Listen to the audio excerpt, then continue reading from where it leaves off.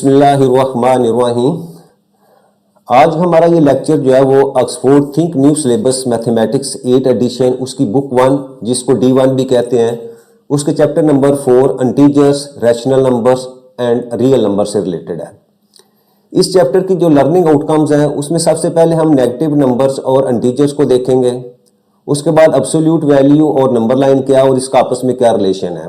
Basic operations involving integers, square और cube roots का concept देखेंगे।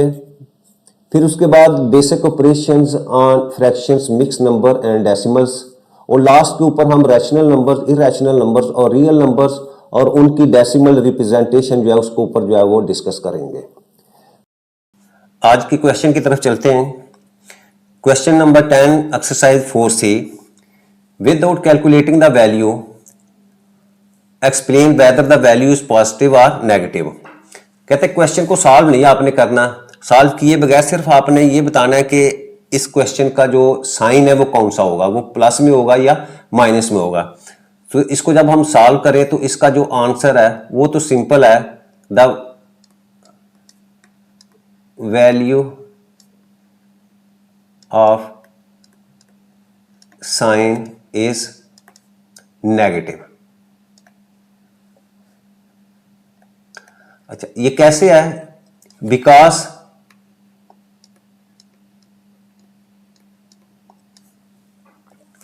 अच्छा, अब देखो क्या करते हैं हम, लेफ्ट टू राइट अगर हम रूल अप्लाई करें तो पहली वैल्यू आपकी क्या है, वो माइनस में है, और सेकंड वैल्यू क्या आपकी माइनस में है। तो इसका मतलब क्या हुआ, इस माइनस को इस माइनस से मल्टीप्लाई करेंगे तो आपके पास आंसर क्या आ जाएगा, सेम वैल्यू है, सेम साइन है, तो इसका मतलब प्लस आ जाएगा। तो यहां हम लिखेंगे जी, because multiplying two negative numbers will result in a positive number।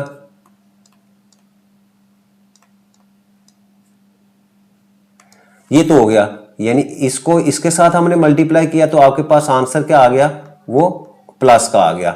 अच्छा, फिर आपने क्या करना है, इस प्लस को डिवाइड करना है किसके साथ, माइनस के साथ, यानी डिवाइड किया आपने माइनस साइन के साथ, और ये अपोजिट साइन है तो रूल क्या है, जब अपोजिट साइन होंगे तो उसका रिजल्ट हमेशा आपके पास क्या आता है, वो हमेशा माइनस में आता है। तो इसका मतलब क्या हुआ, आपके पास जो साइन, जो रिजल्ट एंड के ऊपर आया वो नेगेटिव मैंने ऊपर लिखा, तो यहां हम स्टेटमेंट भी लिख देंगे, dividing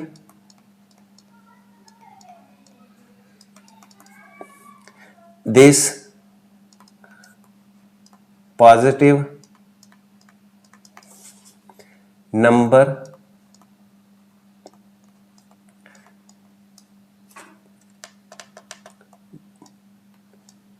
by a negative number will result in a negative number. तो एंड पे हमारा जो रिजल्ट होगा वो हमेशा नेगेटिव आएगा। तो हमने स्टार्ट के अंदर लिख दिया कि value of the sign is negative. तो पहले हमने नेगेटिव को नेगेटिव से मल्टीप्लाई किया, आंसर प्लस आया, और प्लस को अगेन जो है वो माइनस से डिवाइड किया तो आपके पास जो है वो अपोजिट साइन आ गई, तो रिजल्ट आपके पास जो है वो नेगेटिव आ गया। Write down a positive and a negative factor of zero, यानी जीरो के आपने पॉजिटिव और नेगेटिव फैक्टर जो है वो आपने राइट डाउन करने हैं। अच्छा, इसको मैं दो केसेस के अंदर जो है वो सॉल्व करता हूं।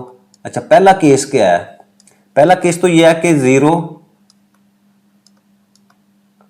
Does not have any positive और नेगेटिव फैक्टर्स, यानी जीरो जो है वो ना ही पॉजिटिव फैक्टर रखता है और ना ही नेगेटिव फैक्टर रखता है। Because no positive or negative number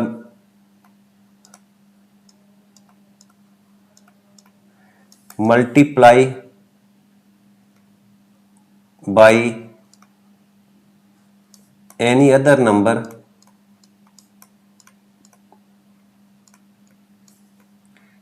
gives 0।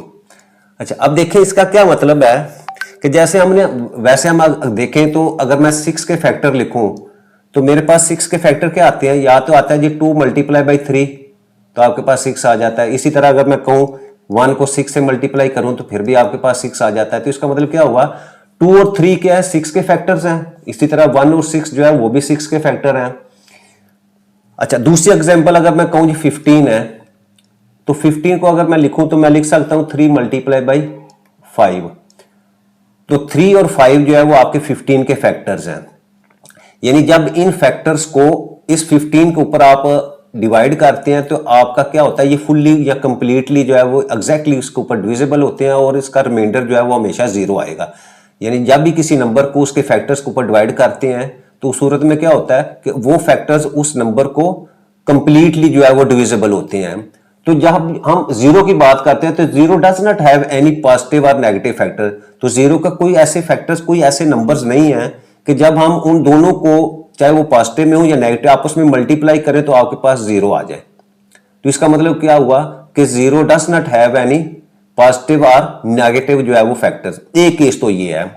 अच्छा, अब दूसरे केस की तरफ हम आते हैं। अच्छा, दूसरा केस क्या हो सकता है कि every number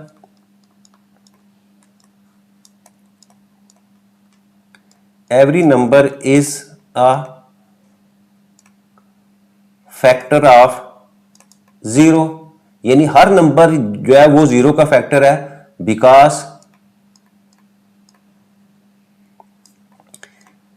any number multiplied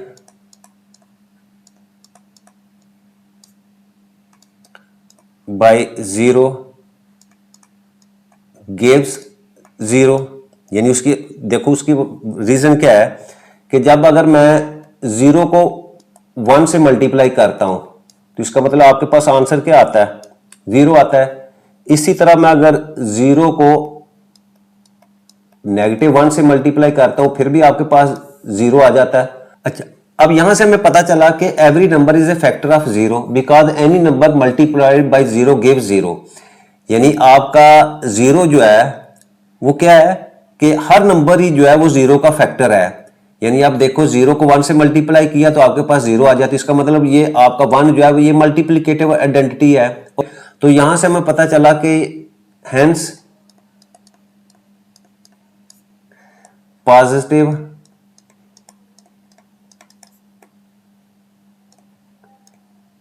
factor of 0 जो है वो आपके पास 1 आ गया और negative factor of 0 that is equal to -1।